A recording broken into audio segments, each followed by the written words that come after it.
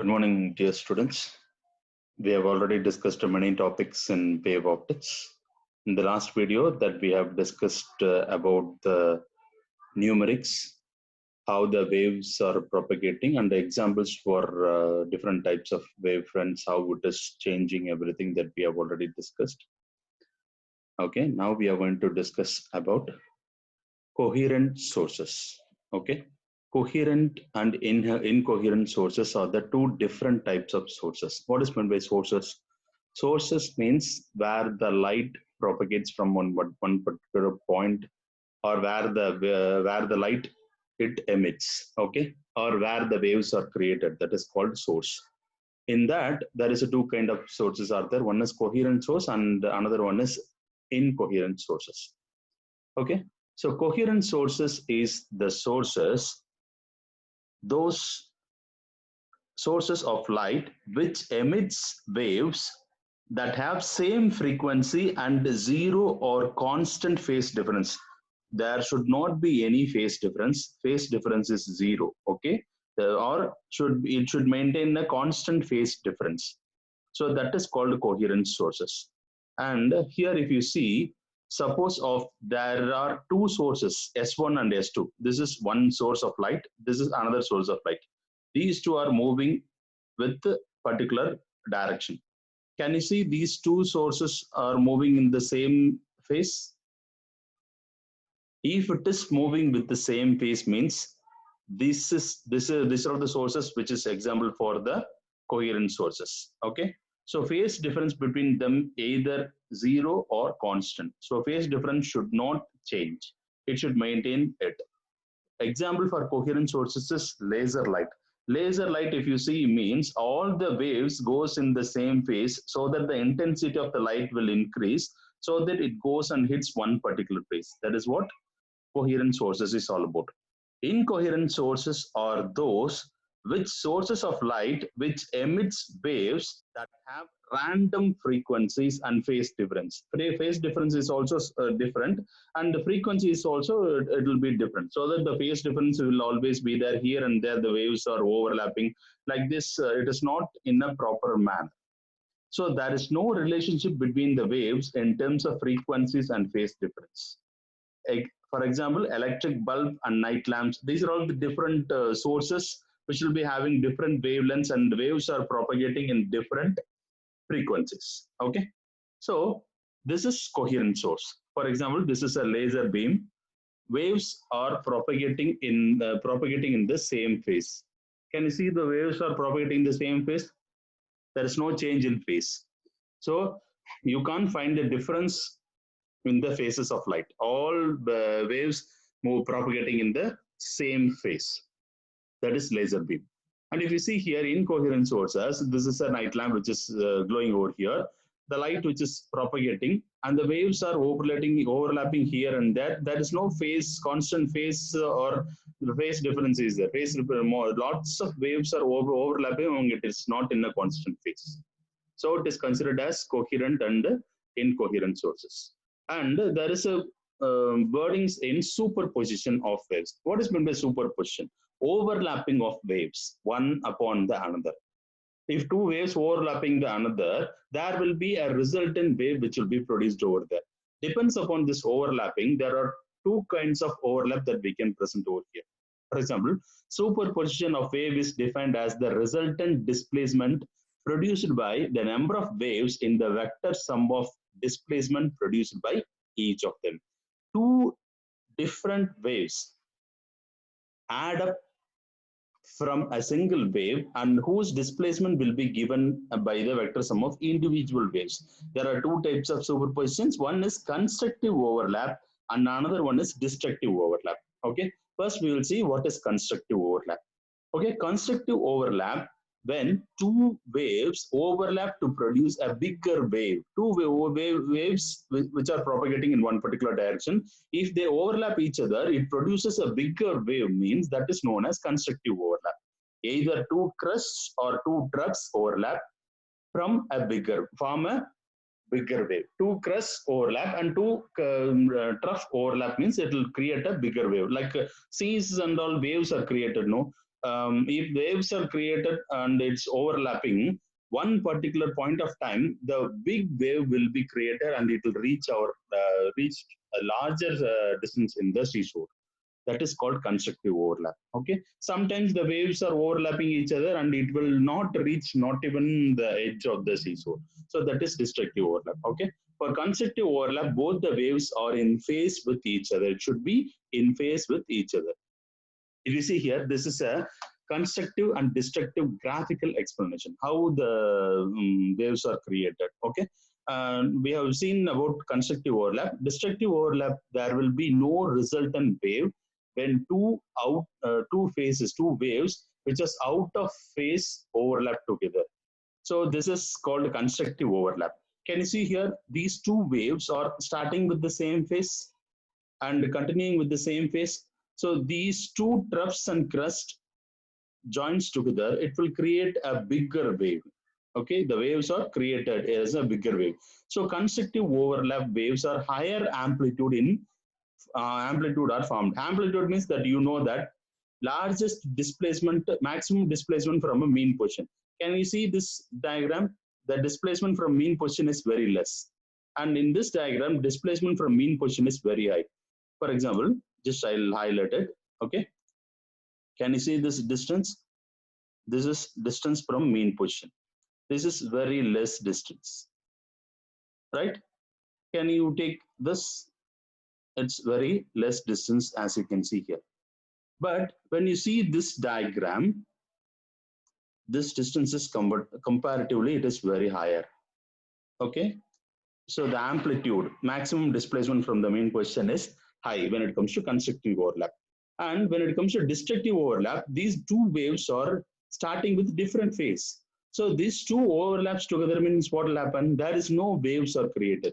For example, if the waves are created, okay, this, okay, and as a resultant, the wave will be having high amplitude.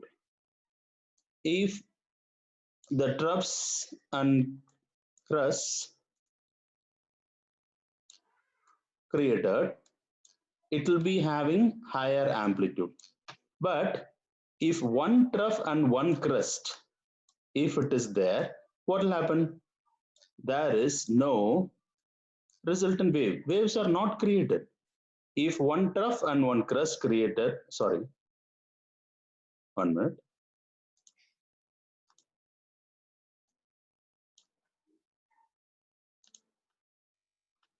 Can you see this? Yes. So what about these two waves? How it is created? And what is the resultant which is found in here? There is no waves. So this is the wave superposition. So superposition of waves can be explained by using this kind of a explanation. Okay, I hope you understand this very well. We'll go for the next slide. So superposition of waves, one is constructive overlap and second one is destructive overlap. So shall we see the mathematical expression for constructive overlap? For example, this is the sources S1 and S2. Take an example, if we are throwing two different stones at two different positions of a water surface, there is a secondary wavefront which is created as per the Huygens principle. S2 also secondary wavefronts created. These two wavefronts propagates in different direction and there is a overlap which is happening over here. We will take one particular point P. At this point P, if the overlap is constructive or destructive, that is what we are going to discuss mathematically. The same explanation is given over here. This is S1. There is a light source which is created. This is an example for waves creation and how the overlap is happening. S1 and S2, there is a point P. Here the same explanation is given in the form of a light. Light is propagating from S1, secondary wavefronts are created, and S2, secondary wavefronts are created. There is an overlapping which is happening and it is propagating in one particular direction. And we will take a point P at a particular distance. Okay, so to find the intensity at P such that S1P should be equal to S2P. This two intensities should, what are the waves which is created at this point, this intensity should be equal. So S1P is equal to S2P. So S1, we will consider this as Y1. Y1 is equal to A cos omega t. Y1 and Y2 is nothing but a displacement from this S1 to P. Displacement. Y is considered as a displacement. A is nothing but amplitude. Cos omega t is the phase difference. Okay, cos omega t is the phase which is taken out here. For y1, a cos omega t, we will take for s2, the displacement y2 is equal to a cos omega t. We already studied in the previous slides that intensity is proportional to amplitude square. So initial intensity and initial I naught is proportional to a square. That is what we already know that. So if two waves propagating and meet at a particular point, the total displacement y is equal to y1 plus y2. So if we add these two, what will happen? A plus A, 2A and cos omega t, it will come over here. Here, 2A is the amplitude. So now, what is the intensity? Intensity is directly proportional to the amplitude square. Okay. What is the amplitude here? 2A is the amplitude. So intensity is proportional to 2A square. 2A squared is nothing but 4A square. Okay. So I is proportional to 4 into what is A squared? We already know. A squared is equal to I naught. So instead of A squared, we are substituting I naught. So intensity is equal to 4 times of the initial intensity. So what is happening here? Obviously, intensity is increased to 4 times. So it is constructive overlap. So overlapping, two waves are overlapping and the intensity is increasing. Intensity, we have already seen that amplitude. Okay, and amplitude twice is the intensity. So amplitude, we know that what is amplitude. Okay, this is amplitude, maximum displacement from a mean position. So the amplitude is increasing. So because of that, what is happening? 4 times of the increasing in the intensity is considered as 2 times of the amplitude. So intensity is equal to 4 times of the initial intensity. So what is the path difference in here? S2P minus S1P is equal to 0 because both are in same phase. So path difference is 0. This is the explanation for constructive overlap. And this is the mathematical explanation which I have already explained in the previous slide. And that is what it is given here. Intensity is proportional to amplitude. I is equal to 4 into I naught. Okay, this we have already explained it. And the second case, we are going to discuss that if two waves are slightly different from its phases, but the phases that are maintaining the constant difference is placed, because we know that there is a two condition for constructive overlap. One is path difference should be 0. Second, the path difference should be integral multiple of lambda. For example, take this diagram. Similarly, S1 and S2, we will be taking one particular point Q. S1 is here, the waves are propagating. S2 is here, the waves are propagating. Okay, if these two waves are propagating, means what will happen? At a particular point, it reaches Q. So the waves from S2 will reach earlier than waves from S2.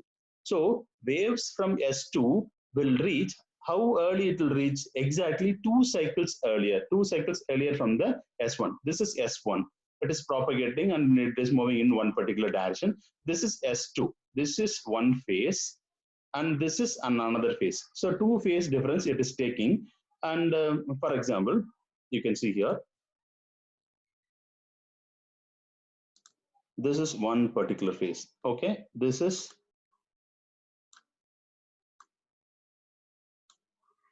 one cycle. So this is lambda. Okay, and if you take here, another cycle starts from here.